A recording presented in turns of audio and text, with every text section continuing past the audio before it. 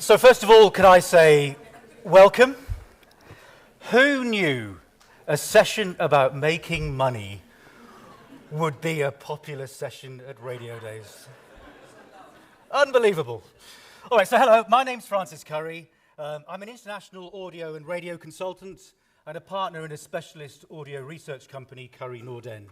So basically, my job is normally to help clients grow audiences by providing support. In this case, a bit less about growing audiences, a bit more about growing revenue. How to make more money from radio, audio, and digital. Honestly, next generation, AI, and money. These are the three obsessions of not just radio, but the audio industry at the moment. And I love the sector. I love both. I love audio, I love radio. I feel positive about the creative health. I think there's a lot of technical and content innovation going on. But it's tough out there, right? Radio is still old media. The advertising agencies are harder to convince. They're kind of seduced by social media, by digital targeting. We've seen this erosion of the relationship between ratings and revenue. Even when you've got the audience, it's becoming harder and harder to make money from them. Podcasting is such an exciting, vibrant area. On demand speaks to all generations, but especially the younger generation. But most podcasts lose money. So we've got four great, creative, commercial minds for you today. I don't want to overstate it, but I think we're going to hear from people who have cracked the code on how to make more money. So first, you're going to hear from Matthias Pfaff, Chief Digital Officer of Regiocast in Germany. For the past 10 years, Matthias has been responsible for the digital strategy and the transformation of processes, structures, and offerings within the company. A single statistic he gave me on a call, he, not personally, he sent 74 million messages to consumers last year. Ladies and gentlemen, please welcome on stage Matthias Pfaff. Thanks, Francis. So, hi and welcome. I don't want to bother you. Maybe it's just not in the first place what I'm talking about talking about money. It's about how to gain usage from your existing customers, because this is one of the focus we have when we talk about addressable user marketing.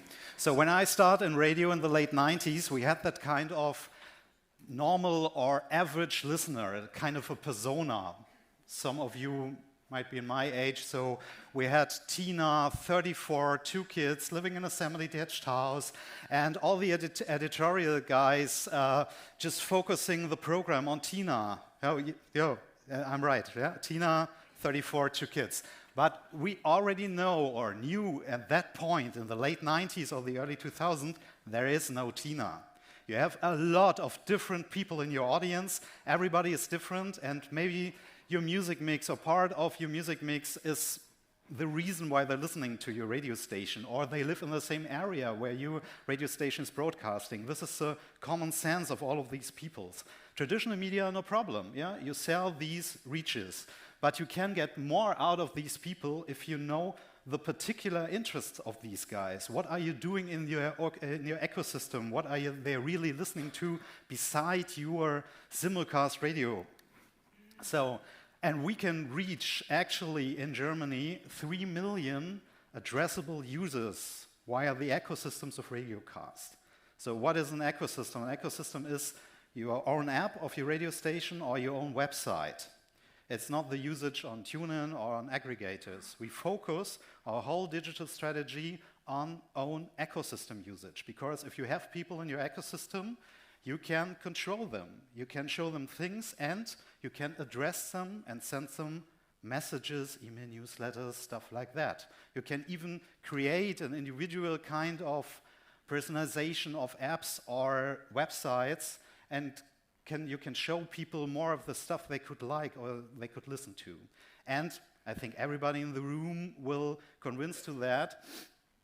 If you have somebody in your shop already who knows your brand, who likes to shop in your shop, it's way easier to sell, especially if it's for free and radio content is for free, stuff to these person than to people on the market where you have to convince them to come into your shop. And this is our idea of addressable user marketing. So let's talk about this young lady, from my perspective, young lady. What we know about her by the usage in our systems is she uses the app. Oh, I can look down there, but oh wow, I have my glasses on. But sorry, I have to turn my head here. So and there's push opt-in. There's no profile, no login. We can send these messages without login to the people. She listened mostly to the live stream, to simulcast radio station. So that means she didn't discover yet all of the content she could listen to. She discovered an artist channel, maybe on a rock station, AC/DC channel. Doesn't know that there's an AC/DC podcast as well. And she took part in a contest for free content, concert picks. So different guy, same radio station, rock-based radio stations. As you can see, he's inked. And this app user has a push opt-in.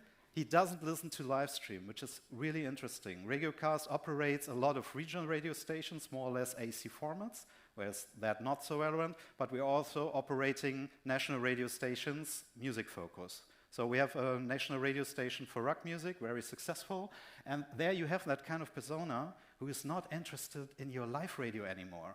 It's a digital-only user, but he likes your brand and he listens only to metal on your platform. He listens at day parts. Normal radio won't even recognize this listener because he listens at night and on weekend. And we know it because we track everything what this persona is doing in our ecosystems. And we can tailor a total different communication path for him than to the young lady before.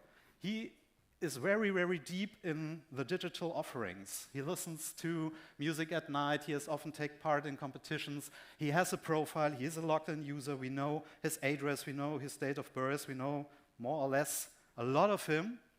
And we just even know that his favorite part of the newsletter is the rock story part, so, which is interesting because if you have that information, and we have a lot of creative minds here in the room, you can create special content for these kinds of cohorts. So it's not a kind of, you have that major content from your live radio which you want to spell to everyone in your audience. You can create special content if you know a lot of people and you have enough content for them.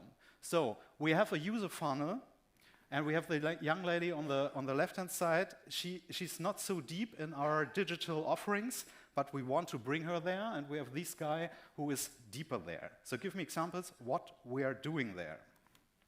For this lady, we know she listens to simulcast, she listens to AC/DC artist radio, she took part in contests for free tickets, daytime usage, no login, no newsletter. So one part is we try to suggest her matching content she didn't know already from our offering. So we try to convince her to listen to classic rock radio, 80s radio, best of rock stations, and we measure it. If it works, we go forth. If it not works, we try another way. So second is we want to enhance the bonding.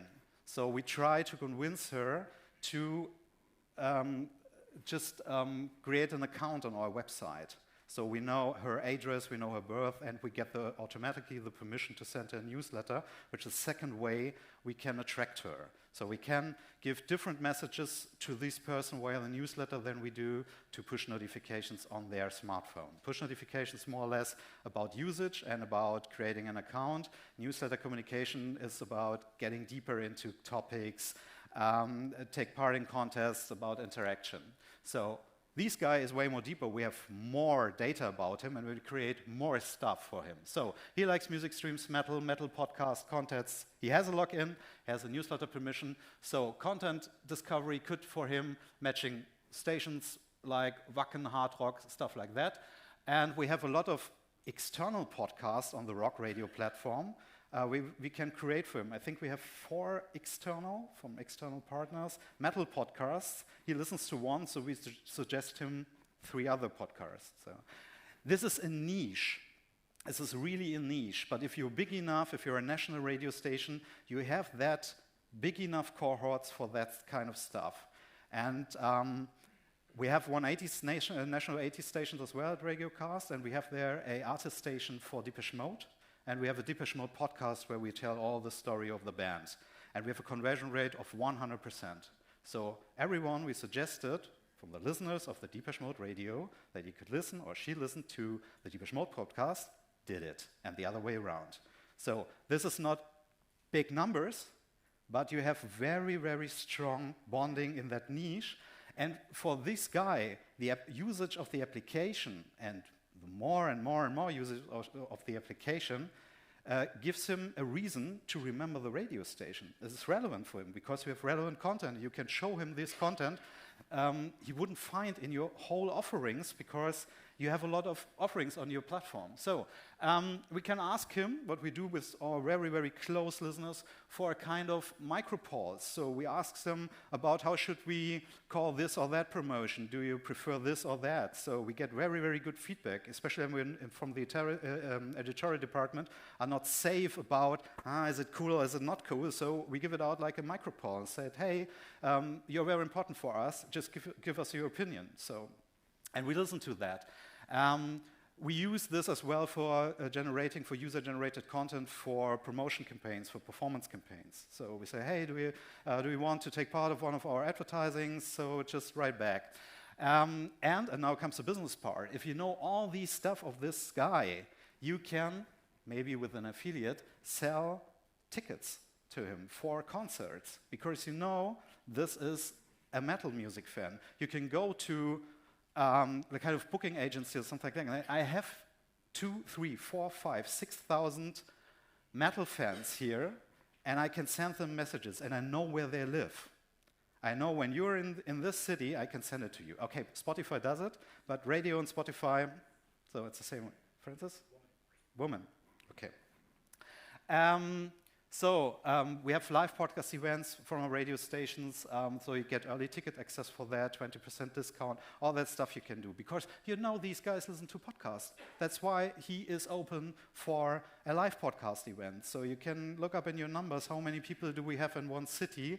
Is it okay to rent their concert hall or something like that? Okay, so what we're doing, we are focusing on existing users and on usage. This is totally different to a traditional how to get more usage for digital offerings. So normally you go and do performance marketing or things like that. We focus on that. Each user receives an individual communication path, as you can see, the young lady and the metal guy. We try to send only relevant messages, perfect targeted, from the time the people react to the messages, we send them to them. And as you can see here, people are in a different part of our user funnel. One major part is automatic reactivation. So if usage from one of the single users from channel X for X minutes on the last X days and usage falls below X, we send them a message. It's like we're missing you, we have something new on the channel. We send a poll and asking for, hey, is everything okay with you? And this runs totally, like everything else in the system, automatically. There's no human who controls this. So this is the ecosystem. We have our websites and we have our apps. And last year, I have to correct it, Francis, it was 80 million messages we sent out to people. And yeah, for this conclusion, it's very, very hard to read. But you get more usage, as I told you, in fact, out of your existing users if you offer them things than to new users. It's like when you get it from the market. So, and the more precise you can target, the better the results. And yeah, which is one of our major takeaways, is to work with these kind of data with the editorial guys. Because if you present it to them, say, hey, look it up, you came up to new creative ideas. You came to creative ideas to new stations, new podcasts, how to attract people in another way, to new promotion contests as well. It's kind of a running system that comes back from the data guys, from the marketing guys, to the editorial parts. Thank you very much.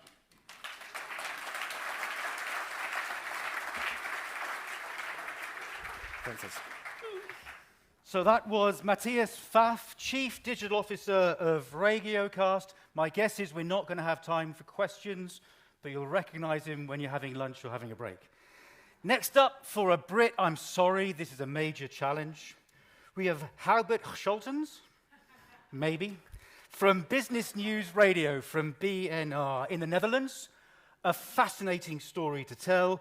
Hubert is Business Director. BNR is an FM commercial radio station focused purely on business content.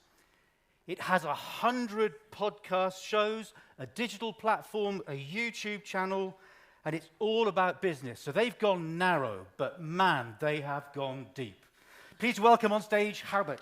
Thank you very much. And sorry, my parents didn't really think of giving me an international name. Yeah, thank you. So it's really busy. So radio isn't dying after all, I see. Let me, I'm not sure if my clicker is working. Yeah. So there we go. I'm going to tell you a story about BNR. As Francis said, we're an FM radio station. But before I'm talking about BNR for ages, let me start with a brief video about what we do and who we are.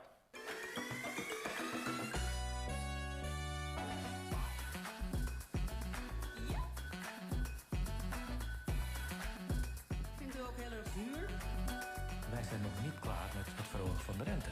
Kijk, dit is een prototype.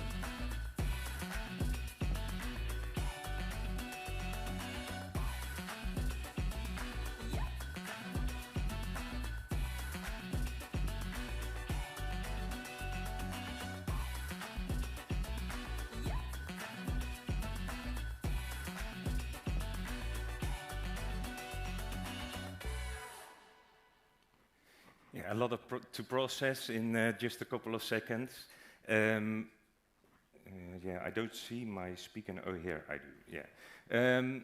So, yeah, innovation. It's not just about adopting new technology. We believe it's about daring to reinvent what radio is. And in this process, we basically said there are three major transitions that we're in. So moving from linear to on-demand. In the case of talk radio, obviously, the on-demand product is podcasting. So really early, we started with automating our entire process to slice and dice our linear product, our linear talk radio, into separated podcasts. Then the second transition is moving from analog to digital.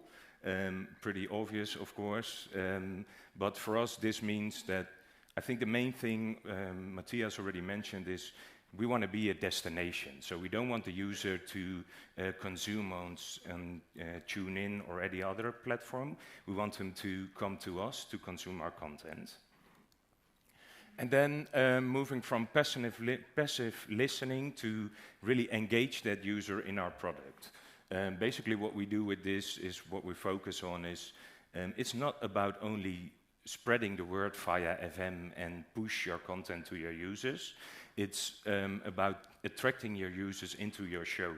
Give them the possibility to ask questions, for example, to upload voice into your shows. This is also something which is really important.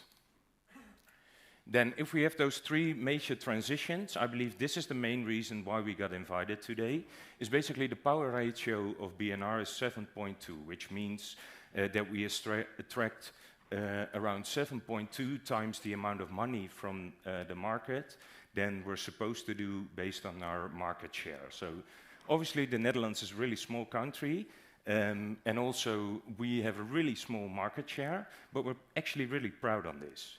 Because this is the reason why we're managing to extract the amount of money from the market. Yeah, well, like I said, it's a small market, the Dutch audio market. But if you would extract a fair share, then we would only generate 2 million a year, but we're managing to extract 15 million from the Dutch market. And the key drivers to this is basically a high valuable niche audience. So with Business News Radio, we're really focusing on news, economics, technology. And this is because we know that the CEOs, the decision makers in our audience are listening to this content.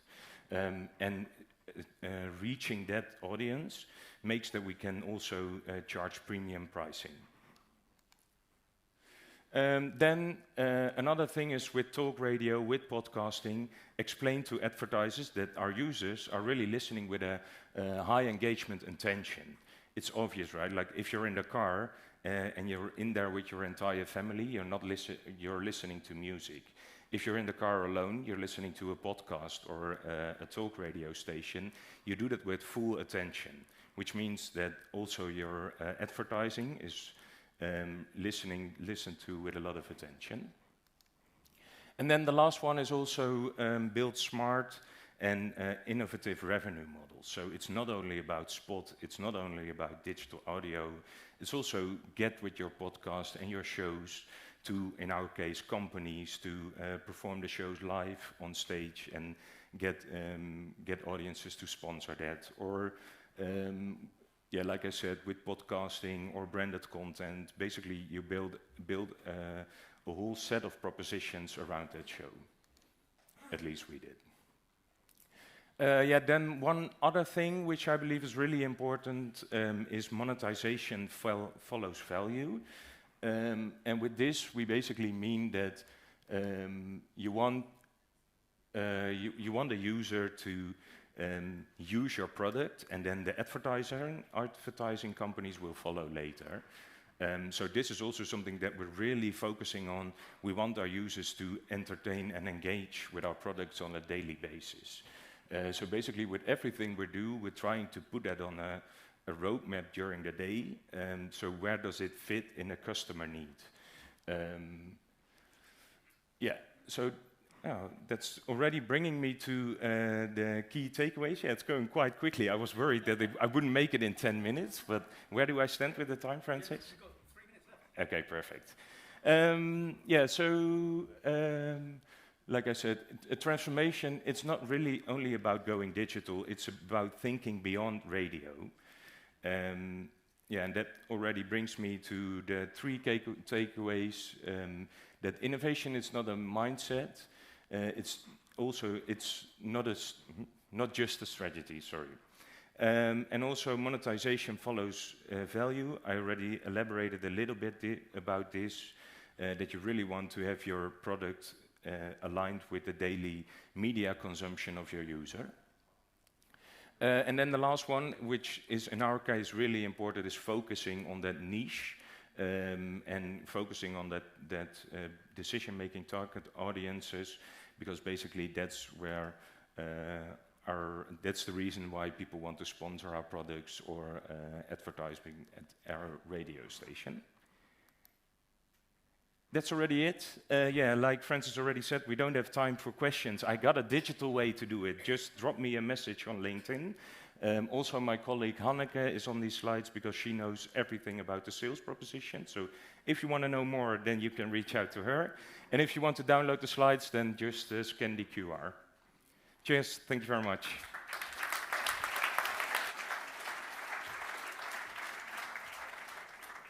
Thank you very much, Halbert. Is it just me, or do we all have PowerPoint envy as well? Wow. So we might have time for a question at the end, but before, I'd like to introduce our last speaker. Rob Timoney is SVP of Commercial Advisory for Bauer Media Audio. So most people will be aware of Bauer Media Audio. It's gone through the most remarkable transformation. It's become a powerhouse across Europe. Rob has no small job. So it involves leading cutting-edge commercial strategies and collaborating across 9 European markets. He also knows more than most about Audio XI and many other things besides. Please welcome Rob Timoney.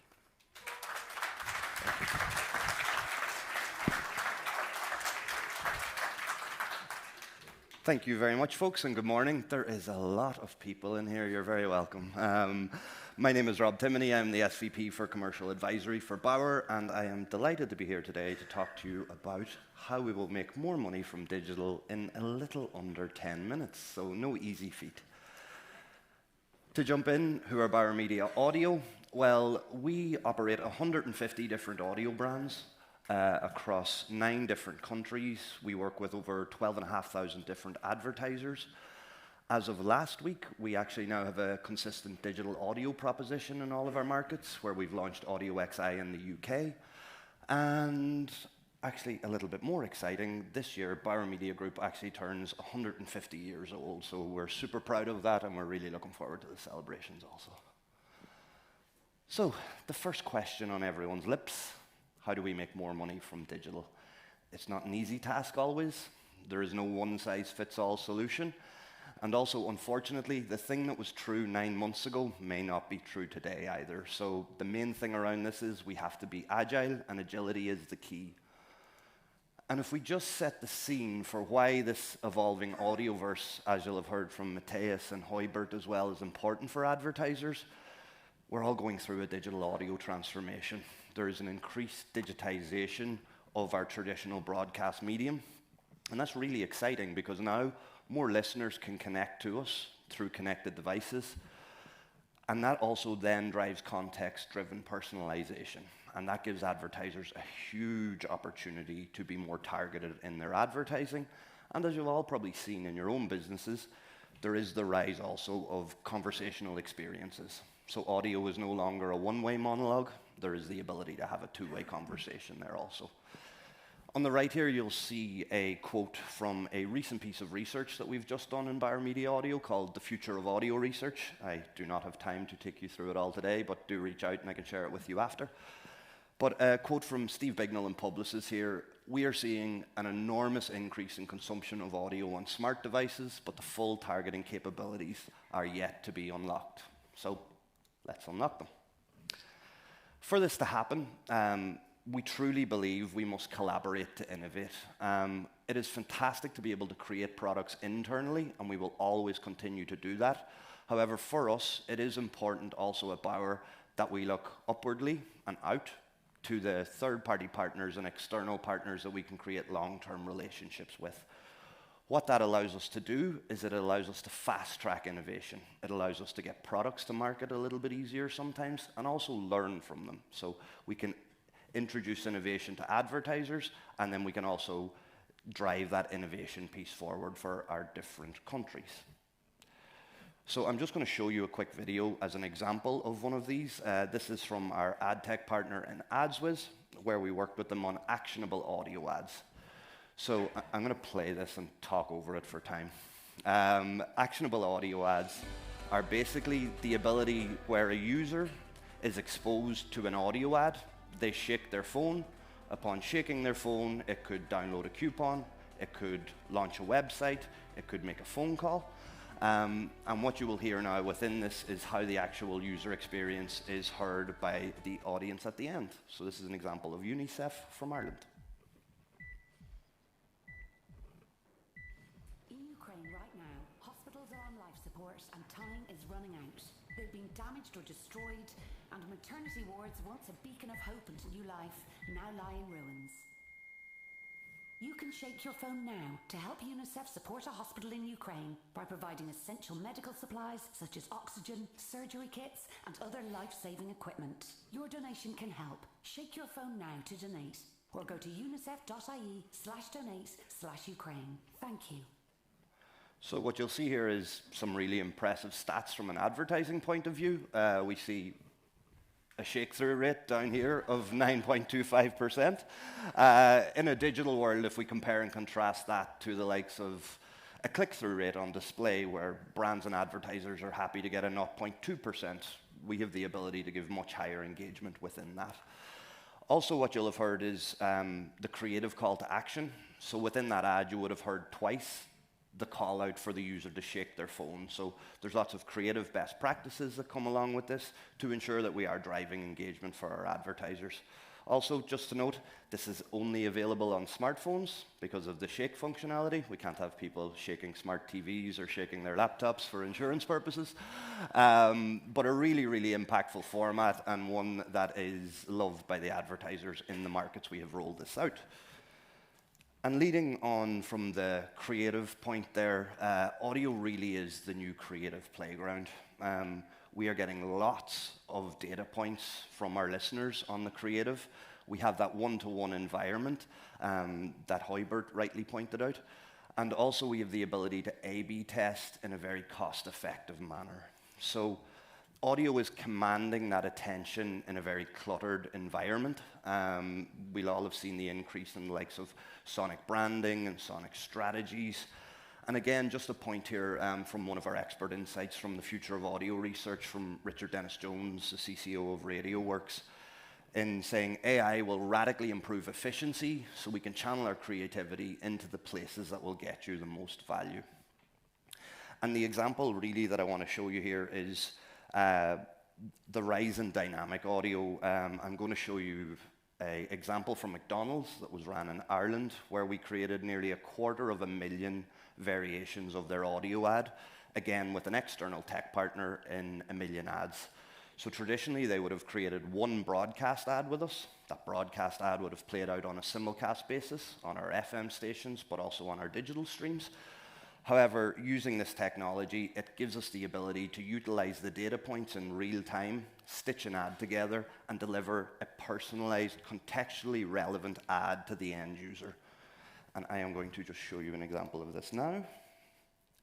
It explains it quicker than I can, I promise. Audio XI has just launched its biggest dynamic audio campaign ever with McDonald's, rolling out their McDelivery service across Ireland.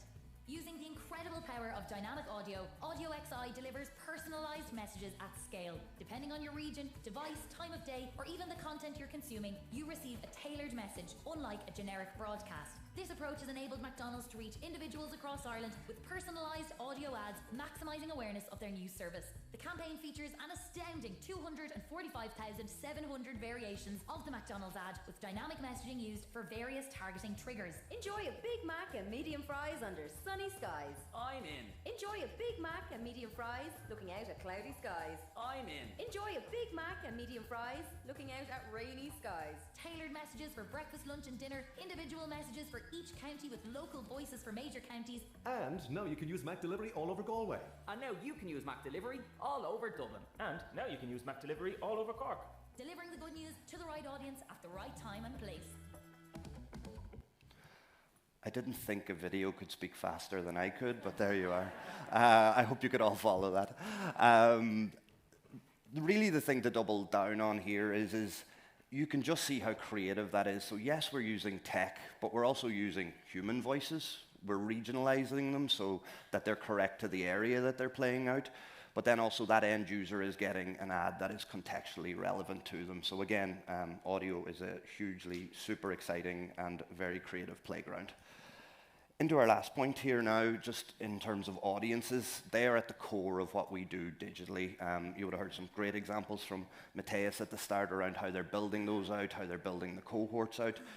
And it's really, really important for us at Bauer as well. When we look at our digital audio offering in Audio XI, we actually sell the end audience that's listening, not the publishers within it. So for us, we start with the audience that the advertiser is trying to tap into, and then we use the means of targeting that you would see here, like device targeting, gender targeting, age targeting, some contextual targeting options like music, like sport. Then we also have behavioral audiences that we can offer to advertisers depending on the region, which could be in the market for home insurance, in the market for car insurance, pieces like that.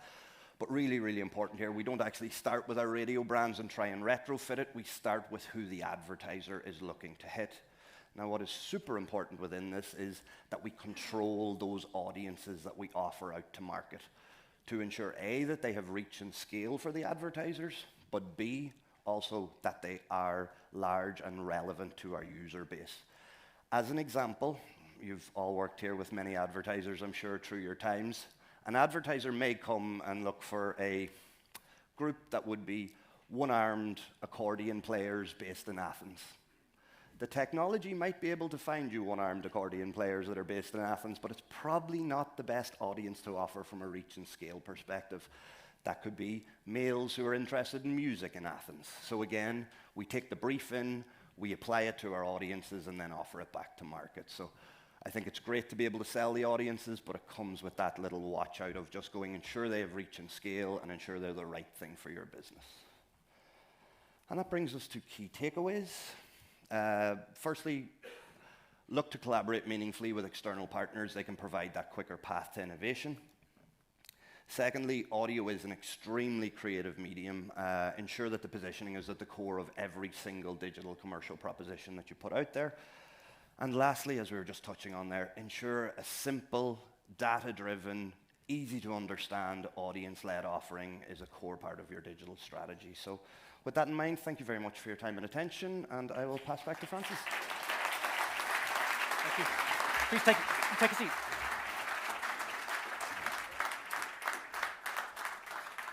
Pretty wild stuff, right? If I could invite Hubert and Matthias to take the stage for a minute. We do have time for maybe one, maybe two questions. I mean, 3 outstanding presentations, I think you'll agree. Who is going to be brave enough to ask the first question? If you could put your hand up, I'll try and see you. Jim, right down at the front. Do we have a roving microphone? Would you mind just bellowing? No problem. I'm Jim. I think they're fantastic surveys. But I just want to ask actually you more, Matthias, because you went and it looked like we're getting narrower and narrower and narrower, trying to find basically, as you said, we want a one-armed accordion player. But when we talk to the advertisers, they want to get the reach. I mean, Procter & Gamble just did big research and said, hey, we're going too narrow. We need to be a lot wider. We got to get a lot more people. So when we're looking at podcasts, we're looking at FM, we're looking at video, how are you trying to say, okay, I need to get a huge reach group? How do you take care of all those different sort of singular areas in different ways to try to make one big campaign for a larger... If I may just paraphrase for the people who didn't hear you, this is a question about targeting and niche products, super serving smaller communities with delivering the reach and the scale that a lot of the advertisers still need. And on different platforms. And Jim also pointed out, so a recent client has said they feel the market has become over-niched. That's given you a minute to think. It's more or less like Rob said. It's on the sales side. You sell the audiences. You sell the contact. What we're doing on addressable user marketing is on the content side. The fully inked guy is also going to McDonald's and eat there, or he's buying a product from Procter & Gamble to clean his clothes. But we can target him from the content side in a better way, and maybe from the creative side when it comes to ads too, because if you want to sell McDonald's to a fully inked metal guy, maybe the music and the advertising should be a little bit different than normal. So this is a chance to attract, with the same message, different kind of audiences and get more for the advertisers if you are on the digital advertising part. So I said we had time for questions. We had time for one question.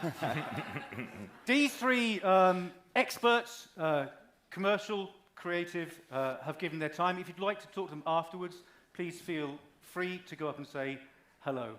Would you mind, though, just thanking Rob, Hubert, and Matthias for 3 excellent presentations. Thank you very much. Thank you. Perfect.